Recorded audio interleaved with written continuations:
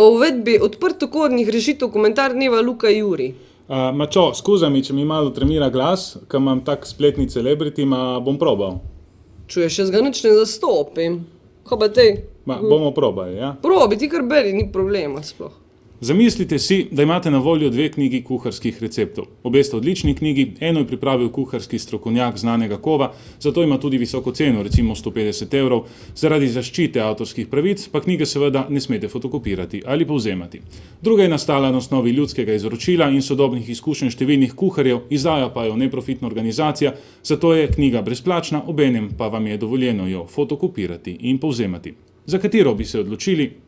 Podobno dilemo imamo danes pri predlaganih rešitvah, da bi plačljive programske pakete, kot so na primer Microsoft Office, Exchange, Outlook, v javni upravi nadomestili z odprtokodnimi alternativami, ki so brezplačne, odprte, nadaljnji, nagradni in sprememba.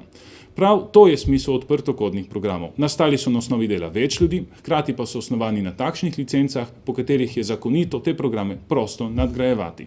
Odprtokodne programske rešitve so danes dosegle takšno zrelost, da lahko brez težav nadomestijo plačljive rešitve. So prav tako varne oziroma celo bolj, saj zaradi njihove odprtokodne narave so preverljive in nadgradljive. So imune veliki večini virusov. Do odprtokodne programe so prišli že v mestnih upravah Dunaja, Münchna in Rima, kanadsko finančno ministrstvo pa je izračunalo, da to za njih pomeni približno 3-kratno zmanjšanje stroškov za informacijske sisteme. Zakaj se potem tega ne lotimo takoj? Zato, ker je pri tem predvsem pomemben odziv uporabnika. Ta se mora počutiti varnega in domačega. Začnimo postopno, tako da nadomestimo spletni brskalnik Internet Explorer z Mozilla Firefox, nato Microsoft Office z OpenOffice in tako naprej. Na koncu pa, ko bodo pripravljeni, tudi Windows z odprtokodno rešitev, kot na primer Linux. Pa ne skrbeti, Linux ima prav tako ikone, na katere klikamo, je prav tako uporabniku prijazen, prav tako deluje internet, tipkovnica, miška in tako naprej. Naredimo korak tudi v šolstvu. Danes v javnih šolah naše učence učimo uporabe plačljivih programov in jih tako obsodimo na odvisnost od korporacij, ki za svoje programe zahtevajo plačilo. Spremenimo študijske programe tako, da se bodo učenci učili odprtokodnih rešitev, da bodo jutri bolj svobodni pri izbiri ali si res želijo plačevati za nekaj, kar je na voljo, tudi zastonj.